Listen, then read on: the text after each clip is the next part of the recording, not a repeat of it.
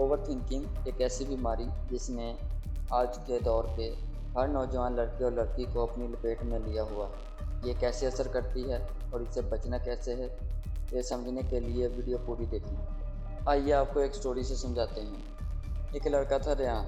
वो हर रात अकेला होता था, लेकिन उसके साथ होती थी उसकी सोच, और उसकी सोच उसे जीने नहीं देती थी। आज जो कहानी तुम सुनने वाले हो वो किसी फिक्शनल करैक्टर की नहीं, बल्कि एक ऐसे शख्स की है जिसे तुम जानते हो, या शायद वो तुम खुद भी हो सकते हो, या तुम्हारी कहानी भी हो सकती है। 26 साल का एक ऑर्डिनरी लड़का रेयान, ना ज़्यादा सक्सेसफुल ना ज़्यादा टैलेंटेड, बस एक ऐसी फैमिली से था जो उसे कहती थी ज़िंदगी में कुछ बन के दिखाना है। रेयान हमेशा सोचता रहता, मैं काफ़ी हूँ या नहीं, लोग क्या सोचते होंगे मेरे बारे में, अगर मैं फेल हो गया तो। सेल्फ डाउट का शिकार हो चुका था वो। हर छोटी बात उसके दिमाग में सुनामी बन के आती। एक सिंपल व्हाट्सएप का ब्लू टिक, बिना रिप्लाई का, उसके लिए रिजेक्शन बन जाता। एक छोटी सी जॉब इंटरव्यू की छोटी सी line, will let you know, उसके लिए सज़ा बन जाती। ओवर थिंकिंग एक स्लो पॉइजन है, और रेयान ने उसे अपनी कॉफ़ी का करीम बना लिया था। उसने कभी किसी को नहीं बताया, लेकिन हर दिन उसका दिमाग उससे लड़ता रहता। वो खुद का जज खुद बन चुका था, ज्यूरी भी और एग्जीक्यूटर भी। हर डिसीजन का पोस्टमार्टम होता, हर चेहरा, हर लफ्ज़, हर नज़र सबका मतलब ढूंढता। और सबसे दर्दनाक बात ये थी, वो खुद को सबसे ज़्यादा जज करता था। रात के 2 बजे सब सो जाते थे, लेकिन रेयान जागता रहता, सीलिंग की तरफ देखता, और उसके दिमाग में हर उस इंसान का चेहरा घूमता जो उसकी लाइफ में आया था और चला गया था, और सोचता मुझ में ही कुछ कमी थी शायद। उसका एक रिश्ता था अलीना, परफेक्ट थी, केयरिंग, सपोर्टिंग, लेकिन रेयान के ओवर थिंकिंग ने उसे भी छोड़ दिया। हर बात में शक, हर मुस्कुराहट के पीछे रिजेक्शन दिखाई देता।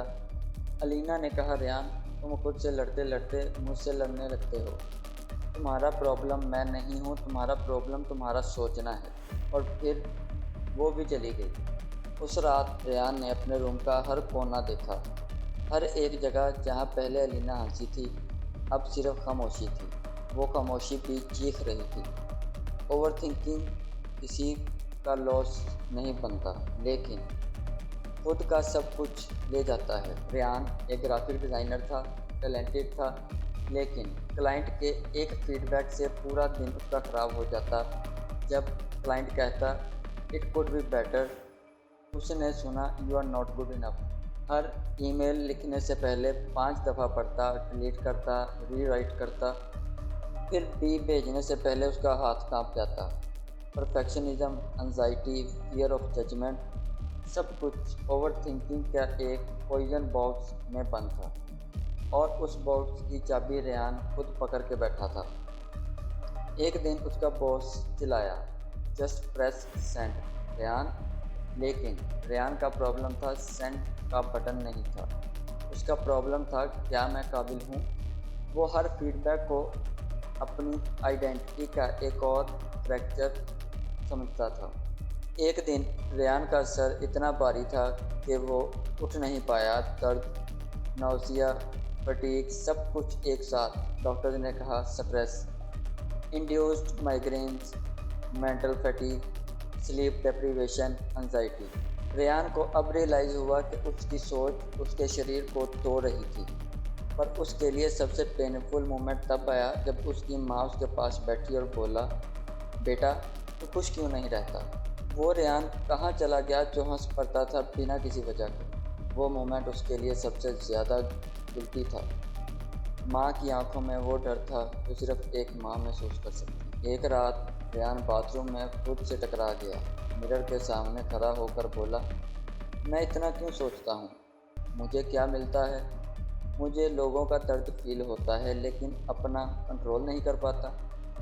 मैं हर वक्त जीता हूँ किसी और के ओपिनियन के लिए। उस रात वो टूट गया। पहली बार खुद के सामने रोया। ना एक्टिंग थी, ना ड्रामा, सिर्फ एक इंसान अपने अंदर के इंसान के सामने नंगा हो गया था, और वो रात उसकी ज़िंदगी की पहली सच्चाई से भरी रात थी। उस रात के बाद रेयान ने डिसाइड किया, या तो ये सोच उसे ख़त्म करेगी या वो अपनी सोच को रिवायर करेगा। उसने थेरेपी लेना शुरू किया, जर्नलिंग की, मेडिटेशन की, अपने थॉट्स को लिखने लगा और उनका लॉजिक चैलेंज करने लगा।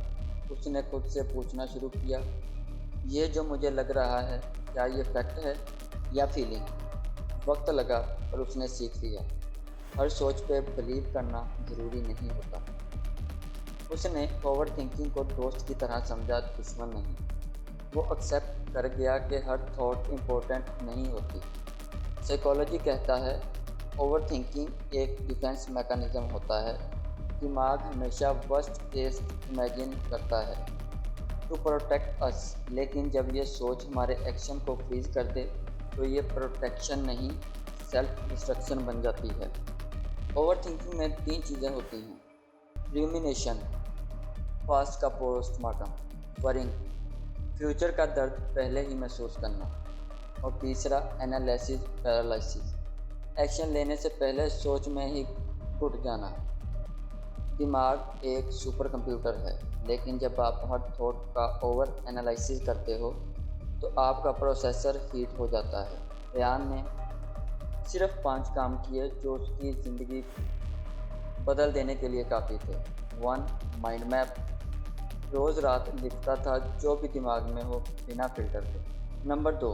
5 4 3 2 1 टेक्निक, एंजाइटी के वक्त 5 चीज़ें देखो, 4 सुनो, 3 महसूस करो, 2 स्मेल करो, 1 टेस्ट करो।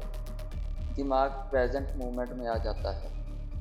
टाइम ब्लॉकिंग, वरी का भी टाइम फिक्स, सिर्फ 15 मिनट दिन के, उसके बाद वरी बैन, उसके बाद टेंशन ख़त्म। मांट्रा, रोज़ बोलता feeling are not facts, action first thinking later, काम पहले करता एनालिसिस बाद में। उसने सोशल मीडिया से ब्रेक लेना शुरू किया, कंपैरिजन का ट्रैप अवॉइड किया, अपने अचीवमेंट्स को डॉक्यूमेंट किया। रेयान अब भी सोचता है, लेकिन अब सोच उसका टूल है, उसका जेल नहीं। उसने एक्सेप्ट किया, कंट्रोल नहीं, अवेयरनेस चाहिए। इसके लिए तुम्हारे दर्द वैलिड हैं, लेकिन उनसे तुम्हारा फ्यूचर डिसाइड करने का हक नहीं है। आज रेयान एक स्टोरी राइटर है। उसने अपने ज़ख्म से किताबें लिखी और हज़ारों लोगों की सोच को हील किया। अगर तुम रेयान की स्टोरी में अपना चेहरा देख रहे हो तो समझ लो, तुम अकेले नहीं हो। ओवर थिंकिंग सबको होता है, हर किसी को, लेकिन हर कोई उसे हराता नहीं। तुम कर सकते हो, लेकिन सिर्फ तब जब तुम चाहो। अपने दिमाग से दोस्ती करो, वरना ये तुम्हारा सबसे बड़ा दुश्मन बन जाएगा। और ये कहानी तुम्हारे दिल तक अगर पहुंची तो एक कमेंट में सिर्फ इतना लिखो, I choose peace over thoughts. शायद किसी और रेयान को तुम्हारे कमेंट से उम्मीद मिल जाए। सब्सक्राइब करो, क्योंकि अगला वीडियो तुम्हारी ज़िंदगी बदल सकता है।